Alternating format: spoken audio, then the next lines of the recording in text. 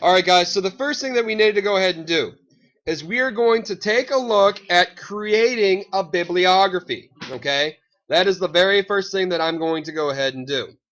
So my ISBN, okay, first of all, your very last page is going to be your works cited.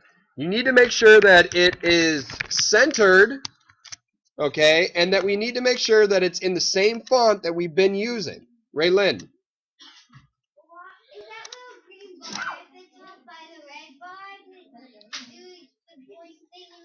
Yeah, that's my volume. Okay. Okay. Notice how I hit enter and that I'm going to the left-hand side. Make sure that you are paying attention to this because I don't want to have to go over it again. Okay? With this, guys, what we will do is go over to bibme.org. Bibme.org. Nope. It's talking about bibliographies. Notice how under here, guys, we have a couple different options. Magazines, books, newspapers, all of that. What you need to do is look under where it says find a book by title, author, ISBN. I've already got an ISBN written down. So I'm going to enter that ISBN 0-516-02288-1. Yep. And then I'm going to click Find Book. What it's going to do, guys, is it's going to find that book. Take a look. This is the War in Vietnam. It's usually your top result. You're going to select this button right here, and it will say all the information that you need, indicating that there's a title, the publisher, the city in which it's been published in, and the year that it was published. After this, guys, after verifying that this information is correct, I'm going to click Add to my bibliography. You will make sure that your format is an MLA, not APA, Chicago, or Turabian. Then you're simply going to go ahead and highlight this, right-click, copy, go back into your Word document, right-click, and paste. What I need to do now is make sure that I right-click on this, and I click Remove Hyperlink. That gets it to be not blue anymore, okay? So I remove Hyperlink. I go to Arial. If that's the font that I'm using, go to 12. And notice it's all right there. This would be the way I do one of my book sources, okay? Okay, so this is the works cited that I've got, okay? So after that, after I've copied it out of my works cited, I need to make sure, okay, now what you need to do is like, this goes at the end of your paper, okay?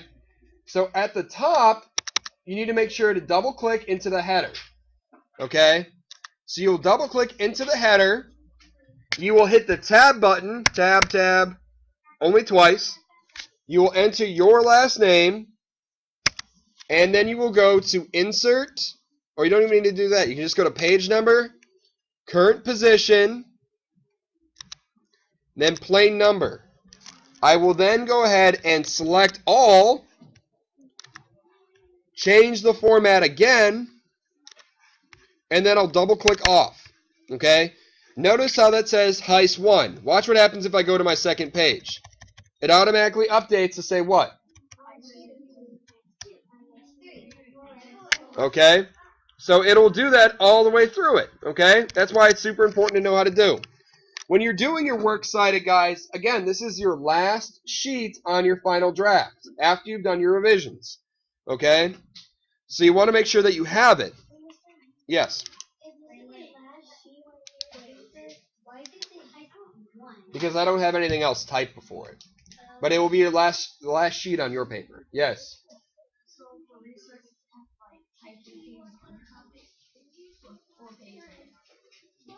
I'm sorry, what? Your final draft should total to about 5, including your bibliography.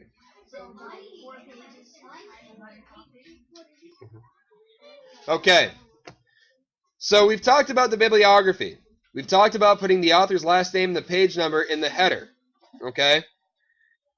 Now you need to make sure that you create a separate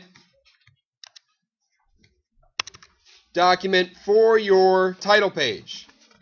Your title page, again, is going to have your title. So say I'm talking about the war in Vietnam. I will hit enter, and then I'm going to have my last name, or my name. So maybe my name is Johnny Student. Okay. I will hit enter all the way down to about like the bottom or so.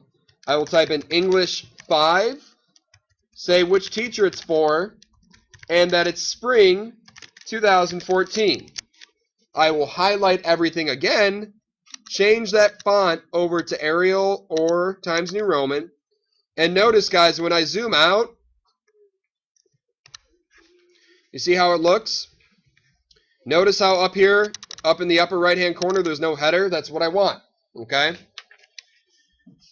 Also, you're going to want to make sure that your thesis is underlined, that there are no spaces between paragraphs, that you have one indentation per paragraph, and that you print and staple your complete final draft, and that you submit your final draft to Drop It To Me. Now, to show you how Drop It To Me works. Sure do.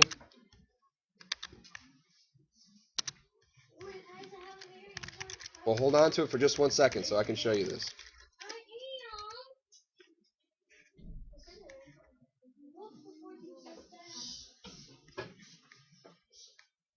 Okay. On this site, guys, notice how it says submit your final draft. You see that? You will click that. When you're ready, you're going to make sure that you go to this website and type in the password BlueJ. Click it. It'll ask you for a password, BlueJ. You log in. BlueJ. Log in. Clearly, I have to fix this because I don't know why it's not working. That's your website? Maybe BlueJ won. Or... Is that a bad word? Huh? Is that a bad word? Hoodlum? No. It's not a nice word, but it's not a bad word. So it's not nice, but it's not bad. Guys, is this your website? No. What's it? Okay, I made my own account. Okay, so I'm going to double check to make sure that password's all set up the correct way. Right now it's not. But what you will do is you will log in and then upload it, okay? I'll fix it so it works. It's not Sorry Charlie. I set it up last year.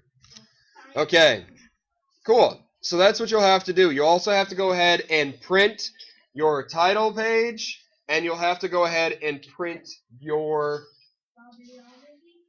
bibliography and your final draft, okay? Cool.